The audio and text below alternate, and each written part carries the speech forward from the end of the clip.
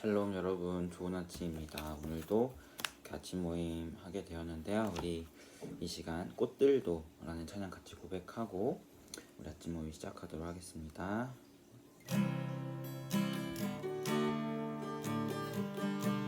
이곳의 생명샘,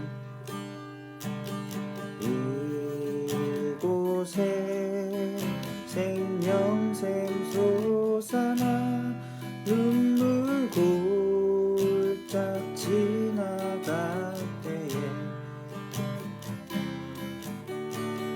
너잖아 열매 맺히고 웃음소리 넘쳐나리라. 그날에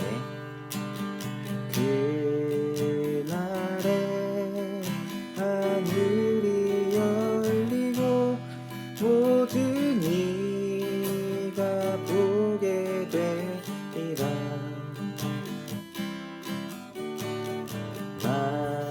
마침내 꽃들이 피고 영광의 주가 오시리라. 꽃들도 구름도 바람도 넓은 바다도 찬양하라 찬양하라 예수를. 하늘을 울리며 노래해 나의 영혼아. 은혜의 주 은혜의 주 은혜의 주. 꽃들도 구름도 바람도 넓은 바다도 찬양하라 찬양하라 예수를. 하늘을 울리며 노래해 나의 영혼아. 은혜의 주 은혜의 주 은혜의 주.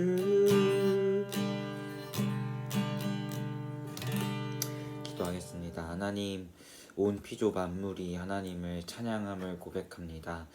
이 시간 우리도 주님의 피조물로서 우리의 영혼이 우리의 주인 되시고 구원자 되시는 그 하나님만을 바라며 하나님만을 높이며 또 그 하나님의 말씀 앞에 나와싸우니 이 개인의 예배의 자리 가운데에서도 하나님 동일하게 영광 받아 주시옵시고 또 우리의 심령 가운데 주께서 하시기 원하시는 그 말씀을 우리가 깊이 듣고 깨달으며 나아가는 은혜의 시간이 될 수 있도록 주님 인도하여 주시옵소서. 감사드리며 예수님의 이름으로 기도합니다. 아멘. 네, 오늘 함께 살펴볼 말씀은요 2월 16일 수요일 매일성경 큐티체 본문입니다. 요한복음 13장 18에서 30절 말씀. 요한복음 13장 18에서 30절 말씀 제가 읽도록 하겠습니다. 내가 너희 모두를 가리켜 말하는 것이 아니니라. 나는 내가 택한 자들이 누구인지 알미라. 그러나 내 떡을 먹는 자가 내게 발꿈치를 들었다 한 성경을 응하게 하려는 것이니라. 지금부터 일이 일어나기 전에 미리 너희에게 일러둠은 일이 일어날 때에 내가 그인 줄 너희가 믿게 하려 함이로다. 내가 진실로 진실로 너희에게 이르노니 내가 보낸 자를 영접하는 자는 나를 영접하는 것이요 나를 영접하는 자는 나를 보내신 이를 영접하는 것이니라. 예수께서 이 말씀을 하시고 심령이 괴로워 증언하여 이르시되 내가 진실로 진실로 너희에게 이르노니 너희 중 하나가 나를 팔리라 하시니 제자들이 서로 보며 누구에게 대하여 말씀하시는지 의심하더라. 예수 제자 중 하나 곧 그가 사랑하시는 자가 예수의 품에 의지하여 누웠는지라. 시몬 베드로가 머릿짓을 하며 말하되 말씀하신 자가 누구인지 말하라 하니 그가 예수의 가슴에 그대로 의지하여 말하되 주여 누구이니까. 예수께서 대답하시되 내가 떡 한 조각을 적셔다 주는 그 자가 그니라 하시고 곧 한 조각을 적셔서 가룟 시몬의 아들 유다에게 주시니 조각을 받은 후 곧 사탄이 그 속에 들어간지라. 이에 예수께서 유다에게 이르시되 내가 하는 일을 속히 하라 하시니 이 말씀이 무슨 뜻으로 하셨는지 그 앉은 자 중에 아는 자가 없고 어떤 이들은 유다가 돈계를 맡았으므로 명절에 우리 쓸 물건을 사라 하시는지 혹은 가난한 자들에게 무엇을 주라 하는 주로 생각하더라. 유다가 그 조각을 받고 곧 나가니 밤이러라. 아멘. 우리 이 말씀을 가지고 20분 동안 같이 묵상하도록 하겠습니다.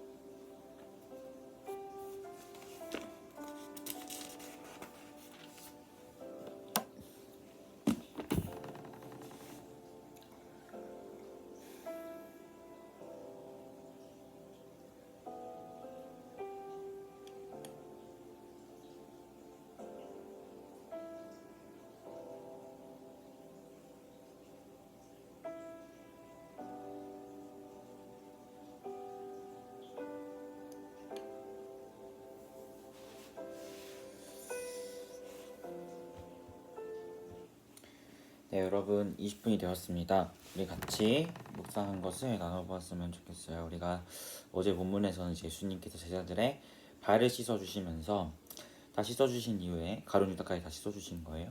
씻어주신 이후에 너희가 깨끗게 씻었지만 이 중에 아직 다 깨끗한 건 아니다 라고 하면서 이제 유다라는 인물이 자신을 팔 것이라는 것을 예수님이 계속해서 암시적으로 이런 뉘앙스로 말씀을 하세요. 이제 그러면서 계속해서 오늘 말씀을 이어가시는 겁니다.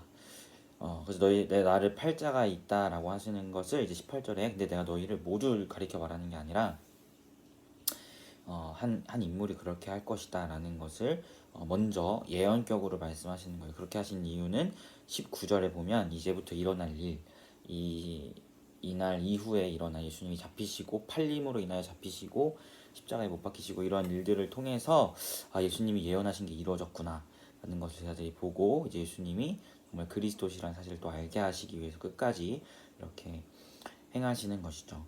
그런데 이제 21절에 보면 이런 말씀을 하시면서 예수님이 심히 괴로워하셨다라고 이야기를 해요. 그러면서 너희 중에 하나가 나를 팔 거다라고 이야기하니까 제자들이 이제 슬슬 걱정이 되는 거죠.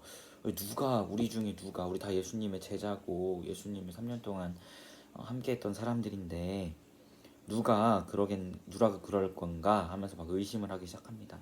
그래서 이제 23절에 예수님의 제자 중 그가 사랑하시는 제자, 이것은 이 요한복음의 저자인 사도 요한을 이야기합니다. 요한이 예수님 품에 누워 있었어요. 그리고 베드로가 머리짓을 했다고 하는데 뭐 갸우뚱했는지 그런 것을 이야기하는 것 같아요. 하면서 말하기를 누군데요? 이렇게 베드로가 예수님께 물어보니까 또 그 예수님의 품에 있었던 요한도 누굽니까? 라고 물어보니까 예수님이 내가 이 떡 한 조각을 적셔다가 주는 그 사람이다 라고 하시면서 가룟 유다에게 주십니다. 그리고 이때 사탄이 이제 아예 가룟 유다 마음 안에 들어가서 이제 유다의 마음을 더 완악하게 만들죠. 하지만 그러면서 이제 예수님이 유다에게 네가 하려는 일을 빨리 해라 라고 말씀하시고 이렇게 이야기하는 것을 들은 그 다른 제자들은 이게 무슨 뜻인지 잘 이해를 못했다라고 성경이 이야기하고 있어요. 그리고 유다는 이 사건 이후에 바로 밖을 나갑니다. 그리고 그대로 이제 예수님을 이후에 팔게 되죠. 어쨌든 오늘 이 말씀에서 보게 되는 것은 예수님께서는 다 알고 계세요. 누가 자기를 팔 것인지 그 인물조차도 알고 있었고 사탄도 그 예수님이 말씀하신 그 인물에게 들어가서 이제 그 사람을 통해 예수님을 팔죠. 근데 예수님은 이것을 다 아시면서 어떤 조치를 취하지 않으세요. 그냥 그대로 아시면서도 잡히시는 거예요. 왜냐하면 그것이 아버지 하나님의 크신 뜻이기 때문입니다. 이 하나님의 크신 뜻하심에 예수님은 순종하시는 거죠.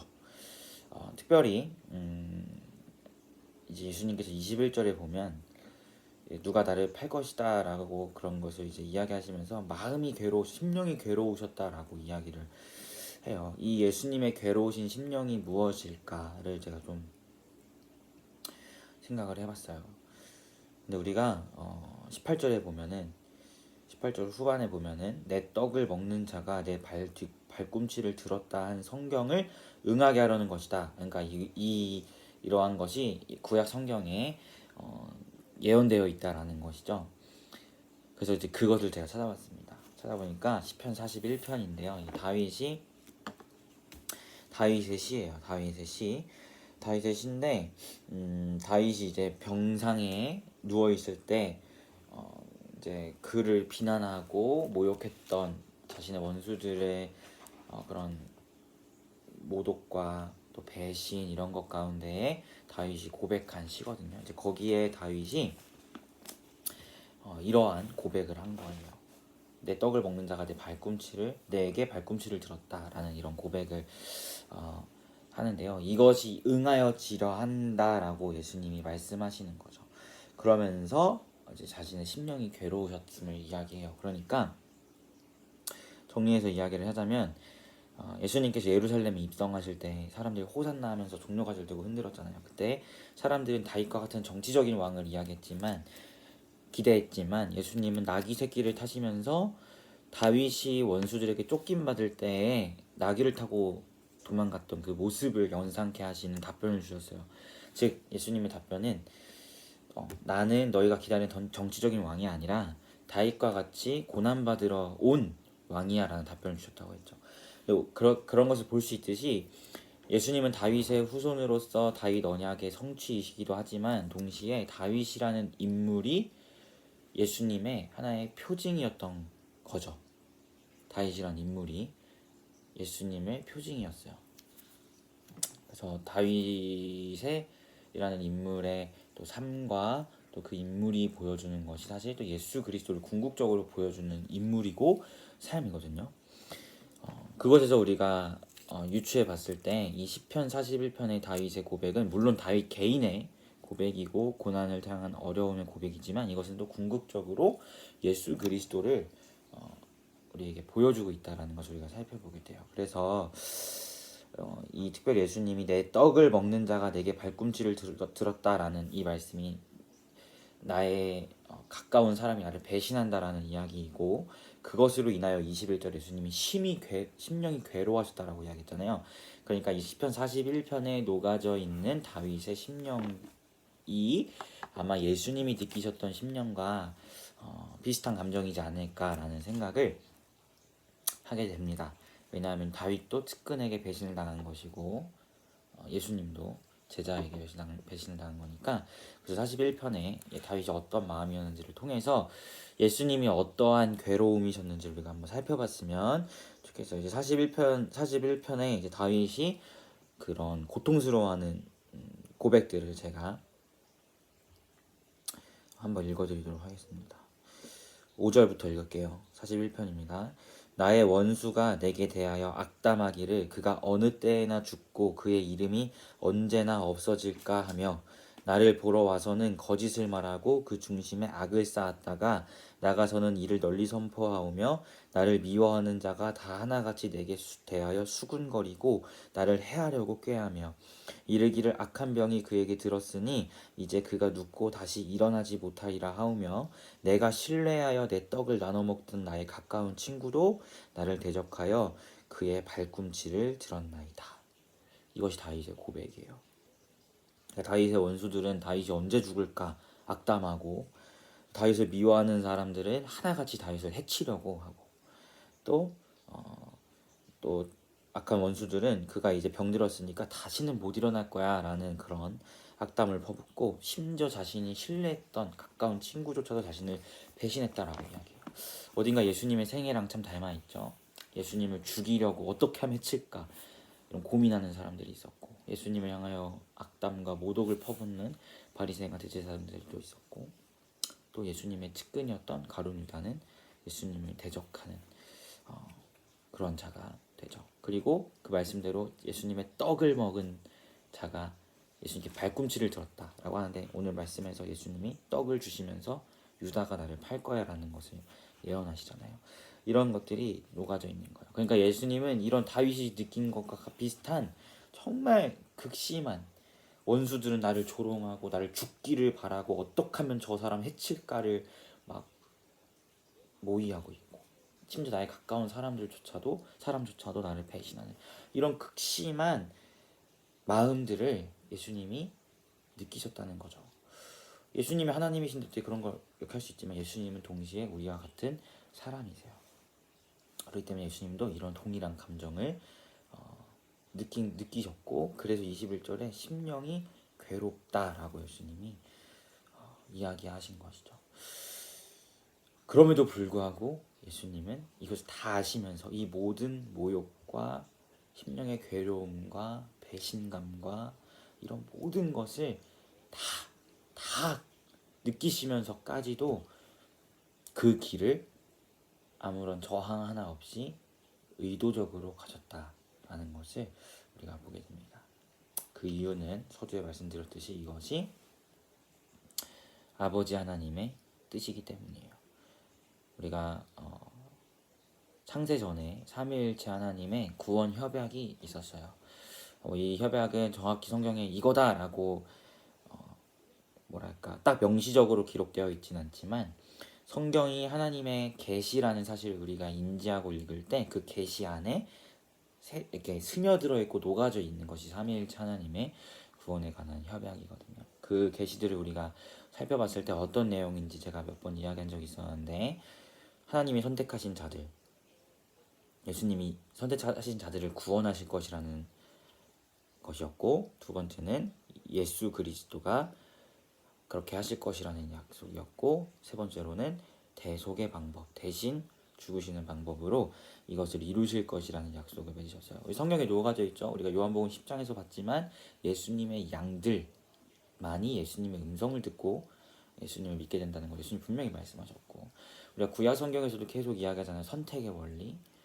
이스마엘은 버리셨대 이삭을 선택하셨고, 에서를 미워하시되 야곱을 사랑하셨고, 애굽과 이스라엘 중에 이스라엘을 선택하셔서 구별하셨고, 이런 선택의 원리들이 또 구약 성경 안에 계속해서 녹아져 있고, 또 모세와 같은 사람들을 통해서 이제 중보자가 있을 것임을, 그 중보자 예수 그리스도에 대한 또 말씀이 계속해서 녹아져 있었고, 뿐만 아니라 이제 우리가 잘 알고 있는 레위기의 제사들, 우리 죄를 없애는 해결하는 방법이 동물을 끌고 와서 대신 죽이잖아요. 이런 대속의 방법들이 그 안에 녹아져 있는 것을 보면서 삼위일체 하나님이 세상을 창조하시기 전에 성자 예수님께서 대속의 방법으로 선택하신 자들을 구원하실 것이라는 약속을 세우셨다는 걸 우리가 발견하게 되는 거예요. 그것이 삼위일체 하나님이 세상을 창조하시기 이전에 협약하신 겁니다. 그러니까 이것에 의해서 이제 예수님이 오신 거고, 이 약속에 의해서 예수님이 죽으시는 거고, 이 약속에 의해서 예수님이 선택하신 자들을 구원하시는 거죠. 그리고 이것이 아버지 하나님의 뜻이자 예수님께서도 동의하신, 성령님께서도 동의하신 삼위일체 하나님의 뜻이라는 것입니다. 그리고 이것에 따라서 예수님이 순종하시고, 오늘 본문에서 나타나듯이 그 모든 배신의 감정과 자신을 팔 것이라는 걸 다 아시면서도 묵묵하게 그 길을 걸어가시는 예수님의 이런 순종의 원동력이라는 것을 우리가 보게 됩니다. 그래서 우리 사랑하는 피플이도 먼저는 이 예수님을 닮았으면 좋겠어요. 어떤 걸 닮았으면 좋겠냐면, 하나님의 뜻이 나의 순종의 원동력이 되었으면 좋겠습니다. 다 알아요. 고난받을 거 알고 죽을 거 알고, 심지어 지금 이 순간도 예수님은 그 배신감과 모욕감과 상실감 이런 것들 다 느끼고 계세요. 그러면서도 예수님이 그 길을 묵묵히 걸어가면 예수님의 순종의 원동력은 세상을 창조하시기 전에 삼위일체 하나님께서 약속하셨던 그 구원에 관한 약속, 그 아버지 하나님의 뜻, 그리고 예수님도 거기에 동의하셨고 성령님도 동의하셨던 그 구원에 관한 협약에, 그 아버지 하나님의 뜻에, 삼위일체 하나님의 뜻에 예수님의 순종의 원동력이 있었기 때문에 다 아시면서도 괴로우시면서도 그 길을 걸어갈 수 있었던 거예요. 그래서 우리가 먼저는 이 예수님을 닮아서 아버지 하나님의 뜻이 우리의 순종함의 원동력이 되는 우리 피플이가 되었으면 좋겠고, 두 번째로는 사실 예수님이 느끼고 계신 이 상실감, 심령이 괴롭다고 하신 이 배신감, 이 모든 것들은 이 본문에서 뿐만 아니라 사실 예수님은 삼위일체 하나님이시기 때문에 아담과 하와가 범죄했을 때, 선악과를 따먹었을 때 이미 또 그러한 감정을, 또 마음을 느끼셨을 거예요. 자신이 사랑하셨던 사람들로부터 배신당하고 하나님보다 사탄을 선택하는 그러한 것에 대한 마음, 또 그 죄인들이 자신 바벨탑도 쌓고, 또 이 인간의 역사 가운데 수도 없이 하나님을 반역하고, 또 예수님이 이 땅에 오셨을 때도 계속해서 예수님을 죽이려고 꾀하고, 심지어 배신까지 하는 이 모든 것들이 죄인의 역사 가운데 계속해서 녹아져 있고, 하나님은 항상 그런 마음을, 상실감과 배신감을 느끼고 계셨다는 것이죠. 그리고 그것은 우리의 삶에서도 어쩌면 동일하다는 거예요. 우리가 계속해서 구원받았음에도 죄를 사랑하고, 구원받았음에도 하나님보다 다른 것을 더 사랑하는 모습을 보일 때, 어쩌면 이 예수님의 심령이 괴롭게 하게 된 원인이 우리의 죄, 또 예수님을 죽이고자 했던 바리새인이나 대제사장, 또 배신했던 가룟 유다 이런 사람들로 인하여도 이런 고통을 느끼셨는데 마음에 어쩌면 우리가 구원받았음에도 그렇게 예수님보다 죄를 사랑한다면 우리가 대제사장이나 바리새인 가룟 유다와 다를 게 없죠. 우리가 어쩌면 예수님에게 그런 마음을 하나님께 들게 하는 또 완악하고 연약한 모습들이 보이고 있진 않은가, 이것을 돌아보았으면 좋겠어요. 그래서 우리 사랑하는 피프리가 우리의 그런 연약한 모습들을 돌아보고 죄에서 떠나서 다시 한번 하나님의 기쁨이 되는 삶의 모습으로 나아가고, 또 우리의 순종의 원동력은 하나님의 뜻인 그런 삶을 살아가는 우리 피프리가 되었으면 좋겠습니다. 좀 나눔이 많이 길어졌네요. 오늘은 제가 대표로 기도하고 이렇게 마무리하도록 할게요. 기도하겠습니다. 하나님, 우리가 예수님의 그 순종하심이 얼마나 귀한 순종인지 우리가 살펴보았습니다. 누가 팔 것인지 다 아셨고 자신을 향해 쏟아지는 모욕과 비방과 배신감, 또 이런 모든 것들을 아시고 감당하시면서까지 그 길을 아무런 저항 없이 걸어가실 수 있었던 것은 아버지의 뜻이 예수님의 뜻이었고, 또 그것이 예수님의 순종의 가장 큰 원동력이었기 때문임을 우리가 고백합니다. 사랑하는 피프리의 삶의 순종의 원동력이 하나님의 뜻이 될 수 있도록 인도하시고, 또 우리가 가룟 유다와 같이 바리새인과 같이 대제사장과 같이 예수님을 향하여 상실감을 주게 하는, 심령이 괴롭게 하는 삶을 살아가고 있었던 모습들이 있다면 그것들을 다 내려놓고 다시 한번 주님이 기뻐하시는 성결한 삶으로 나아가는 우리가 될 수 있도록 주님 인도하여 주시옵소서. 감사드리며 예수님의 이름으로 기도합니다. 아멘. 네, 여러분 모두 고생 많으셨고 오늘 하루도 주님 안에서 평안하시길 바라겠습니다. 샬롬.